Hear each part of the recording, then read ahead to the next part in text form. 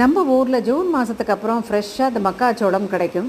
சுவையான மக்காச்சோளம் சூப்பு நம்ம வீட்டிலையே நம்ம ஆரோக்கியமாக நம்ம செஞ்சுக்கலாம்.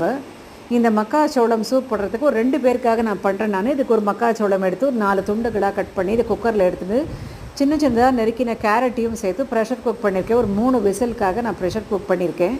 இப்போ நல்லா ப்ரெஷர்லாம் ஆறினதுக்கப்புறம் இந்த மக்காச்சோளத்தை நம்ம எடுத்து இதோட முத்துக்களெல்லாம் ஒதுக்கணும்.